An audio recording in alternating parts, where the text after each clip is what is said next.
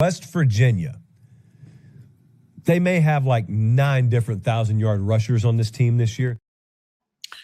Well, you heard him say it, 9,000 different 1,000-yard rushers. Let's talk about it. Late night edition on this episode of Locked On West Virginia.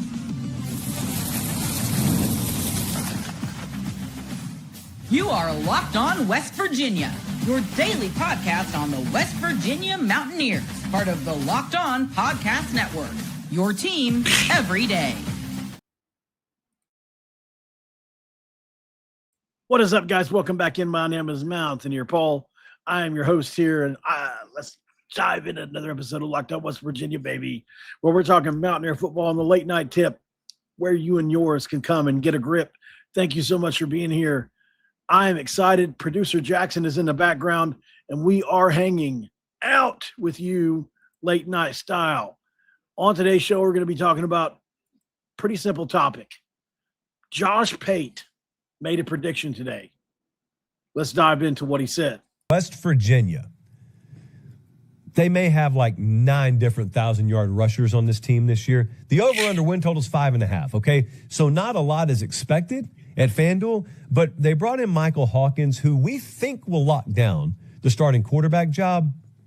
And that is a guy that if they run the offense the way it feels like they're going to run, could end up being a 1,000-yard rusher at quarterback. And they went and got Cam Cook from Jacksonville State, who was a 1,600-yard guy last year. Amari Latimer is a 4-star true freshman at 5'10", 230. I'm not going to be the one who predicts they have 3,000-yard rushers, okay? Let me be clear. I'm not doing that. What I am saying is someone should do that for bold predictions so I can put a 9.5 on it and then send you a chalice when it inevitably happens this year. Iowa? So, in other words, he feels like there's a pretty strong possibility of it happening when it inevitably happens this year. You know, we're at a place where I think it's really time to start dialing in on what we believe is going to happen this year. And I've believed all offseason with the upgrades we've made, as you all know, if you watch the show regularly, that our running game is going to be the strongest it's been maybe since the Pat White days. I don't know. I can't think. I'm trying to think back. I mean, we've had a couple of really good seasons. Like, I can go back to, like, you know, whether it's, you know, all the way back to Letty Brown had a pretty good year. We had a pretty good year as a team in 2023. If you want to go back to, like, Kennedy McCoy, where he had like 1,400 or 1,500 yards, you can do that. And there have been others that have had good years under Dana Holgerson. A few people had some good years, but to truly dominate as a team on the ground, just a different thing, right? It's like what Navy would do, or, you know, or like what Rich Rod would do back in his day. And I think, you know, it's tougher to do in today's day and age because of the way defenses are, but it's certainly still possible, I think, with the way Rich Rod runs his scheme. He pioneered this. And so on today's show, what we're going to be talking about is who could do it, right? I mean, there are some obvious candidates, but then there are some guys that maybe if they step up could do this. And I'm being serious on this. So at the end of the day, what we're discussing here is Josh Pate's prediction valid? You can debate whether or not it was a true prediction or not. I felt like it was a playful prediction through the kind of Chalice of Supremacy thing that he does. So I believe that West Virginia is going to come close to this or better. And so if it were to happen, what would that look like? Actually, you know what? Just to make it official, I'm going to predict this happens. I think West Virginia is going to have 3,000-yard rushers. I have a feeling I keep thinking about this. One thing that holds me back is that I think our passing offense is going to be way better than people think. So maybe that holds it back a little. We'll see. Maybe our passing offense ends up being, you know, much better than people think. But If it doesn't, if it is what I think it is, which is just running the football at an elite level, I'm going to give you the guys, right? The guys that I think can be a part of that. And sure, is it some of it obvious to talk about? Sure it is. But it still needs to be talked about. And there are some guys on this list that we haven't talked about, enough either. So we'd love to thank you for making Locked On West Virginia your very first listen here and for being a part of the Locked On Podcast Network, the #1 podcast network. We love talking about your team and the Mountaineers every single day. Now, let's talk about the first. Let's get this out of the way first. The three people that Josh Pate mentioned are the three that most people would mention. If you were going to have 3,000-yard rushers, this is 1, 2, and 3 in this order, right? It's probably Cam Cook, then Amari Latimer, then Michael Hawkins, or maybe you go Michael Hawkins over Amari Latimer. I could hear either option on that. Maybe it is more Michael Hawkins than Amari Latimer, but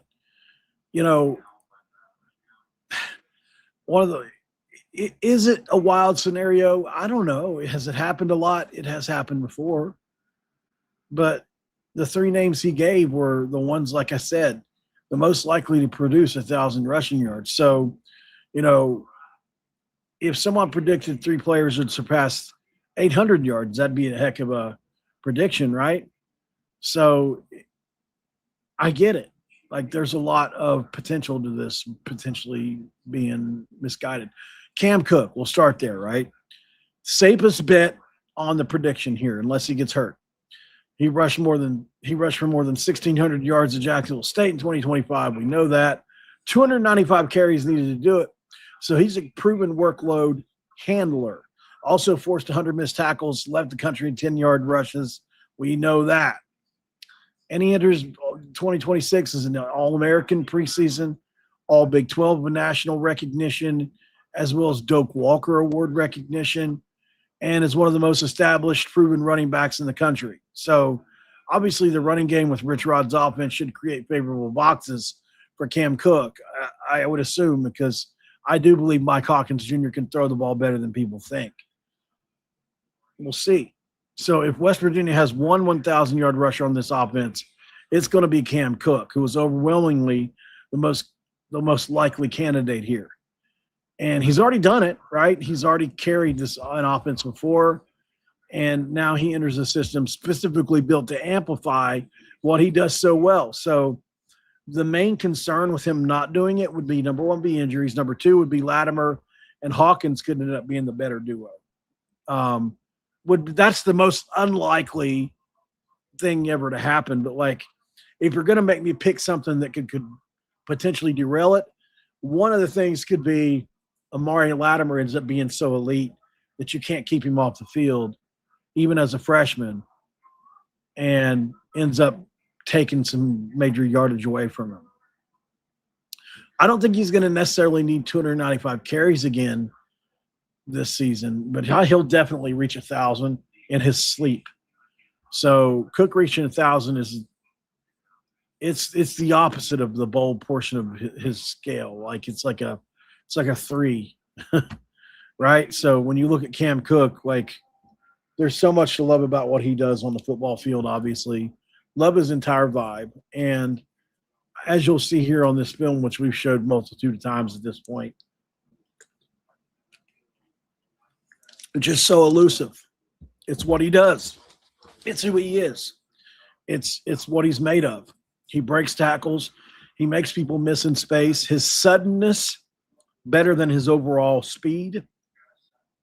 What do we mean by suddenness? Suddenness is just what can you do in a phone booth, right? And obviously his toughness as a runner is obviously right up there. His balance, his contact balance is as good as I've ever seen, guys. It's not Ashton Genty level, but it's like a notch below that, which is elite. Because Ashton Genty's the greatest contact balance runner we've ever seen in college. Right up there with the best. Cam Scatterbo right there. Bijan Robinson right there. Which is why Cam Cook is right there behind those three all-time in broken tackles for a season. There's no doubt that this kid is going to be really good in this offense. He was built for it. He was made for it. It may end up being, before it's all said and done, the very best to ever do it in a West Virginia uniform in this offense in a season, right? I'm not saying ever of all time. And just in a single season in a vacuum, Cam Cook has the potential with his ability to move in a phone booth, I think, and ability to break tackles to be the most elite one-season running back we've ever had. I think he's got that potential.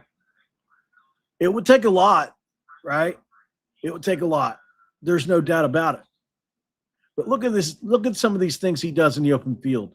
Watch how quickly he's able to move and be sudden. Watch right here. Bam. Just that little move got him 30 more yards. Or bam, right there running through a guy, got him 10 more yards. There's another cut.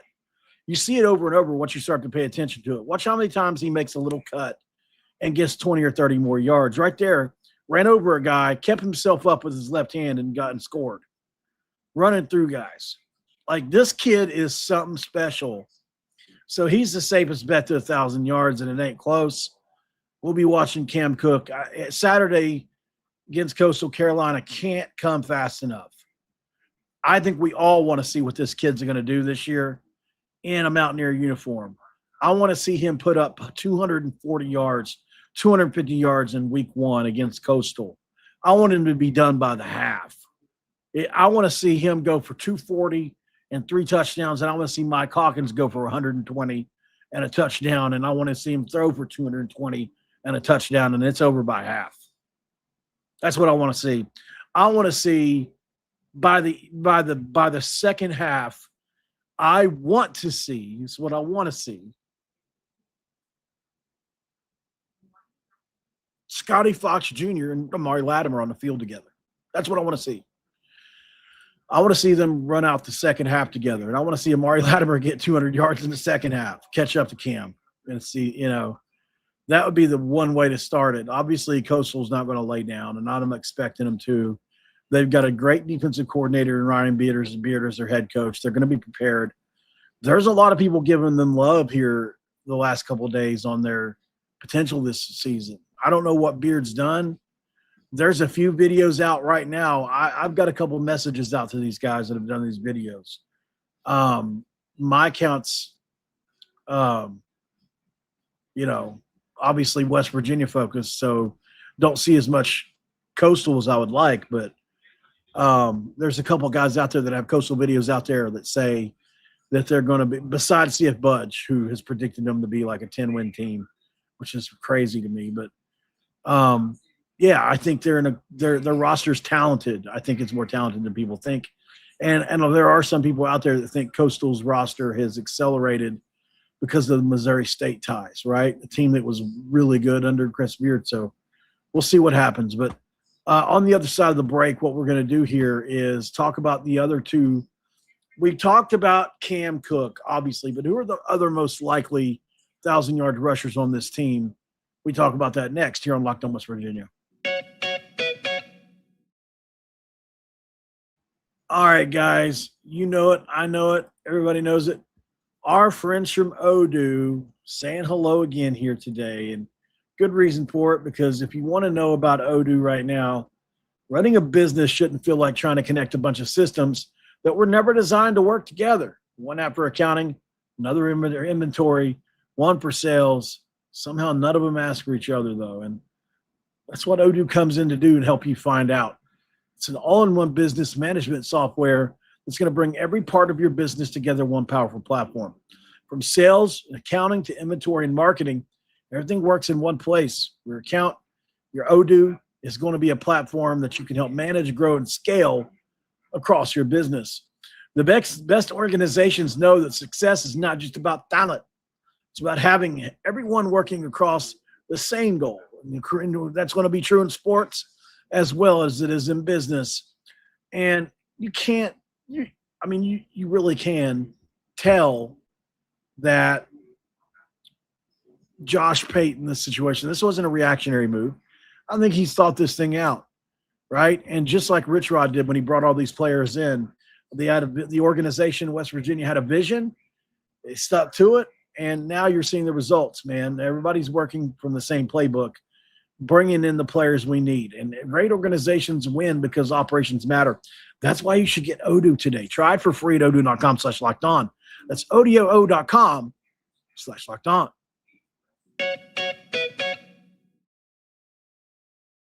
it's segment 2, and I've got a Gator Blue for you. Yes, that's right, Gator Blue, and it's a blue Gatorade. And I'm not going to do a Gator Dew today. Even I have my limits when it's too late. So, okay, so we've talked about what's obvious, right? Pate responded to my tweet. Did he really? Oh, man. Yep, he did. Yep, he responded to me. Of course he did. All right, well, hey, the thumbnail, I bet, got it. So, yep, I got it. So that's breaking news, right? Dang, I may redo this whole thumbnail now, but thank you so much for letting me know, Josh Pate. I appreciate that, brother. So, all right. So here's my thing on this. When you're talking about a situation with, obviously we've already talked about our buddy Cam Cook. And if you're going to talk about who's number 2, you've got to talk about Amari Latimer. And he was mentioned on Josh Pate's show for good reason. This kid's an elite player, right? We know that coming out. Miami, Wisconsin, everybody in the country wanted this kid. And there's a good reason for that. He's 6 feet tall. He can run 4.4. He breaks tackles at will. He was the Georgia Player of the Year. And you're talking about a guy that, at the end of the day, I think could be one of the best freshman running back in the country. And that's just me saying this, right? So I'm of the mindset that you look at a kid like this in a Rich Rod offense, he's a straight ahead, one cut kind of kid that has enough speed, but it's really his thumper, his thumping ability. He's a between the tackle stumper that's going to make you tackle him. And in a Rich Rod offense, that's perfect. And no, don't get me started on his receiving ability, but that won't help in a rushing attack. So I think for me, when it comes down to the number 2 most likely player to get 1,000 yards, I'm probably in this kid because I know the talent level. I've seen the talent level. It's quite obvious. So this is a kid that you look at as definite competition for Mike Hawkins as that 1,000-yard, second 1,000-yard rusher. But Mike Hawkins definitely, I'm not going to listen. It's close, right? Like, I think it's close between them. But somebody's got to spell Cam Cook. And it's going to be this kid. And he's going to get a lot of carries this year. So keep your eye out for him. And, you know, obviously there are other things as well that I think that people don't recognize about Amari that give him a little bit of an edge. First of all, his brother has been a Power 4 player for years now. His dad is obviously the athletic director at Sandy Creek, and he's a kid that just has a great head on his shoulders and has been able to absorb a ton of this offense, more so than most freshman running backs would. So that's another big part of this, right? So I think for me, like I said, you have to be really excited about what he can do this year. So I think there's no doubt a chance that he could be easily in that category to be the next 1,000-yard rusher. So, but I would be crazy if I didn't talk about Mike Hawkins, right? I mean, there's no doubt, like, this kid is, first of all, let's talk about the chip he has on his shoulder, right? Because the chip Mike Hawkins is coming into this season with is the size of West Virginia. And I've played the clips over and over. I mean, these kids really thought in us taking that next jump. And then, you know, you jump over to the quarterback. Mateer is a dude. But you can talk about Mateer, but too is you got a young Mike Hawkins. And I'm gonna go on record and saying this, he will win a Heisman. Hawkins had more wow moments than Mateer.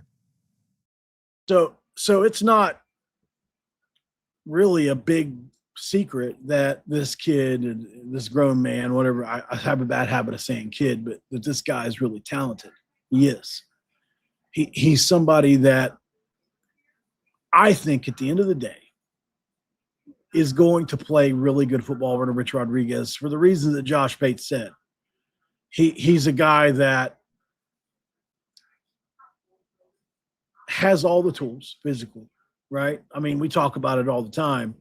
the physical tools of Mike Hawkins are elite. And while his arm talent is a notch below his leg talent, his arm talent's really good. And I think that's going to play a huge factor because he's not going to be a one-trick pony in 2026. So, it doesn't take long. You turn on the high school highlights of a kid, and it's pretty obvious. Like, Jackson, I don't know where you put the Mike Hawkins highlights, but if you don't care, producer Jackson, thank you. Yeah, so obviously this kid as a runner is dynamic, and we saw him do it in the SEC against SEC competition, right?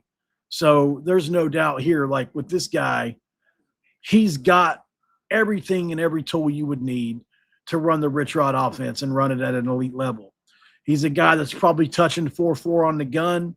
He's got better than straight ahead speed. He's got side-to-side speed, which I say is always better. Anytime straight ahead is great. Ted Ginn is great. Love Ted Ginn. But the wiggle is what's really important. Can you get in a phone booth and make guys miss for extra yards and make guys miss tackles?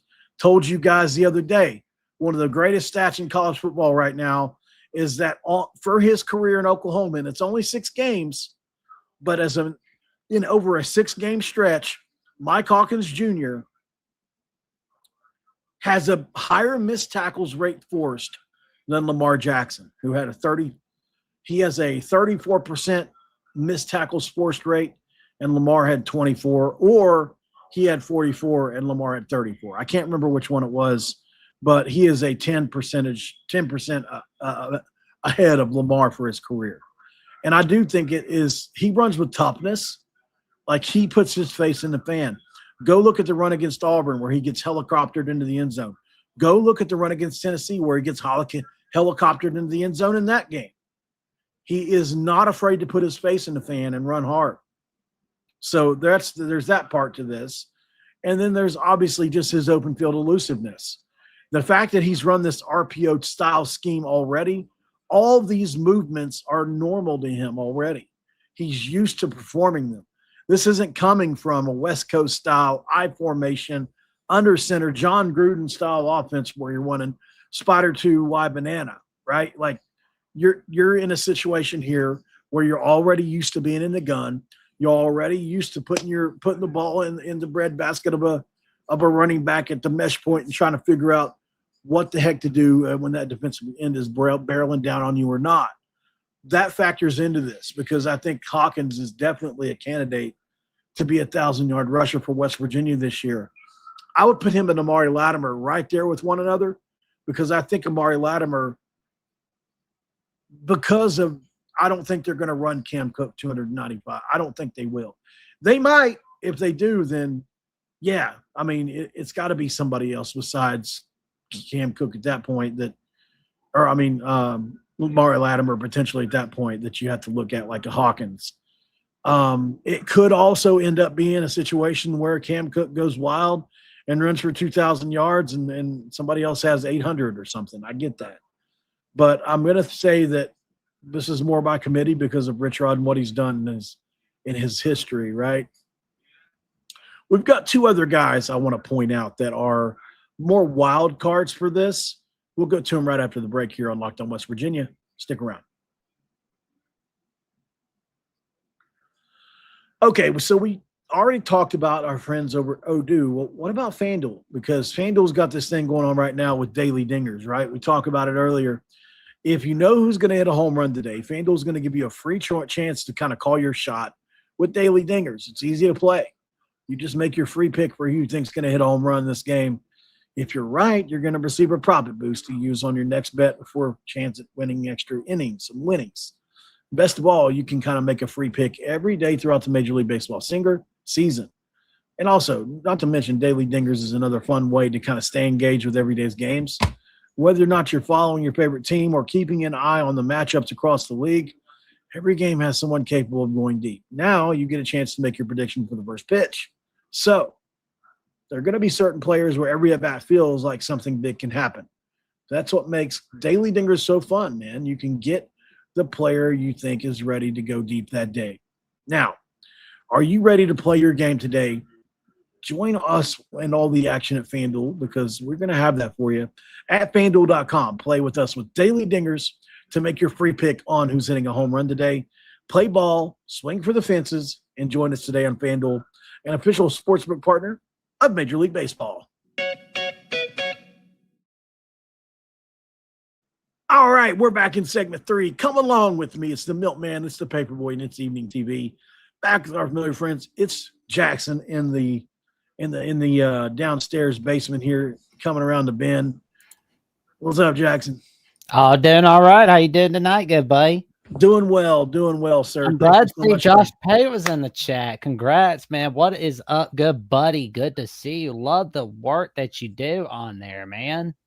Yeah, appreciate it, man. Just want to thank you for being back there in the back, controlling things, and give you that shout out, buddy. Thank you.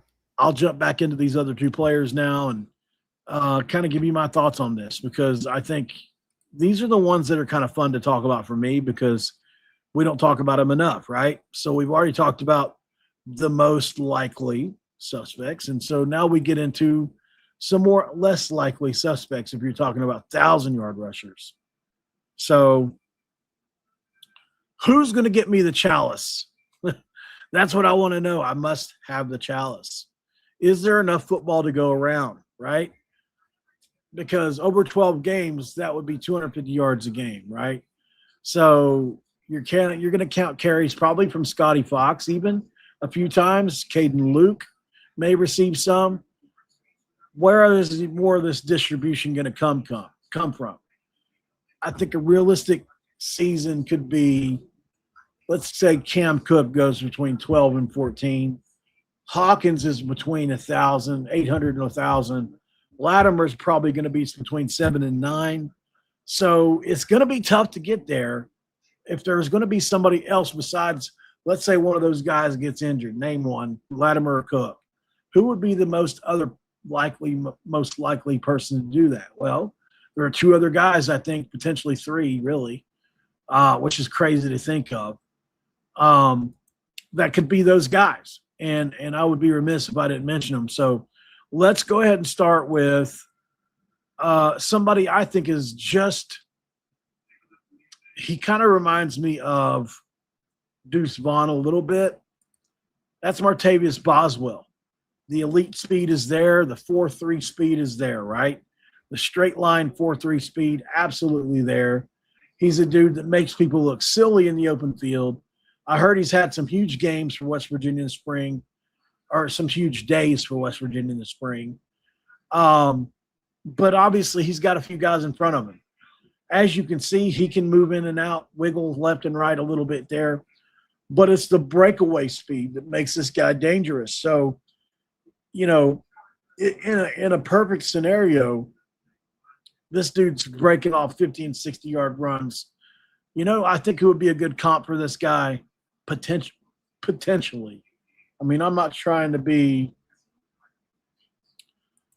too crazy here, but, you know, I'm trying to think what the best one would be. Probably, don't laugh at me, guys, but I think a great comparison for this kid would be DeAnthony Thomas, the Oregon legend. That's kind of who he reminds me of, an undersized kid that can play wide receiver. He can play running back in a spread system like this. He's got the ability, and you can see he can catch it. He can run it. I mean, look at this play here. That's an insane play. I mean, what a play. So clearly he's got the ability to do it. He's got the availability to do it. He's completely healthy that I know of. And he's got just the overall speed profile you would need in a rich rod offense, kind of like Steve Slayton, who was just dicing people up. So that would be the kind of comp I think you give a DeAnthony Thomas style player who can absolutely break games open. Boswell, man, it's going to be fun to watch. Kind of like Sincere Bowers from last year in some ways too. I think he's maybe just a smidge faster. But, yeah, I mean, he's got this going on, and we need to see him do it at the big boy level still. But he's got a lot of ability, And he could be a really fun one to watch in this Rich Rodriguez offense. Last but not least, maybe the fastest guy in the room, which I thought might have been Boswell, but I've been told Christopher Talley is, don't hold my beer, maybe the fastest guy in the room. And I'm told has really pushed Amari Latimer to stay on his P's and Q's. He's that good. I mean, it's not a surprise that Rich Rodriguez picked not 1, not 2, not 3, but not 4, but 5 really talented backs, is it? He knows what he needs for his offense. He knows. So, Christopher Talley is a guy, absolute burner. Absolute burner. He's extraordinarily productive in high school. Knows what it looks like from a running perspective at a high pace type level with a lot of carries. If I had to bet on somebody outside of the main 3 that we talk about, it would have to be this guy. I mean, I think he's got the most to give. He's got enough size. He's definitely got the speed. What else is there to say? Big Chris Talley guy. I think he's got the ability that we would need. So love a couple of these plays here from him, by the way. I mean, here he is on the goal line. You'll see the speed on this play most likely. Under center they are. It's right up the gut. It's what is that, 3 trap? I mean, right between the guard and tackle, and it's just overall it's just speed, man. It's like he got pushed out of bounds at the 20. But yeah, I mean, the burst this dude has, and he gets up to 100 miles an hour in a hurry too. Like, he's there. Look at him. He's there quick. So he's a guy inside the 50. Good luck. Good luck inside the 50, because once it's like, he's top speed now. He's top speed now. And as you can see, man, he can just turn and burn. So Christopher Talley certainly, and look, I said this before, ESPN has listed him 2 separate articles that I've been able to find that talk about the best 3-star running backs in the country. Right there. Obviously, we're going to, we're going to get you out of here, but I think there's a couple of things like we talked about. What's it going to take, right? What is it going to look like, et cetera? There's no doubt that there are a couple of other things that we haven't mentioned that just have to come along for West Virginia. And I mean, it may be obvious, but Mike Hawkins must remain healthy. Amari Latimer has to earn immediate trust and be really good quick. West Virginia needs to be playing from ahead a lot instead of behind, because if you're playing from behind a lot, you're not going to get this number. Explosive plays, I think, need to replace excessive carries. You want to have more runs of 10 yards than anything. Yes, it's great to have those grinded out drives where you've got a 10 or 11 plays and you're getting 7, you got 7 yards here and 4 yards here and 7 yards here and 4 yards here and 3 and 3 and 3 yards. And I mean, that's great, but for players to get to 1,000 yards, grinding your way to it is not the way. You have to be able to do this over the course of the season. Explosive plays, less carries, 12 carries, 140 yards, rather than 24 carries, 140 yards. You get what I'm saying? It makes a difference. And I think we need additional games if you're going to really get there. A Big 12 championship appearance could help, and a bowl game, I would say, would be the best way. If you get to the playoffs, you've got a real great chance to do it, but that would be a miracle probably for this year. 14 games, each player would need about 71 yards a game, 72, somewhere in there, to reach 1,000. So keep that in mind. And then last but not least, easiest thing on the list, in my opinion, is Kevin Brown, Nick Cray, Wes King, Bubba Grayson, Carson Cassidy must stay healthy. Josh Isosa, Malik Agbo. Like, this is the deepest offensive line group we've had in years. We know that. They go 11 deep. Rick Trickett's coaching them. And the country is going to find out, I think. So Josh Pate's onto something here. I don't know how much he's been plugged in, but he knows about this. So it's exciting. It's definitely something I think should be, appreciated, right? I mean, we haven't been in this spot in a while.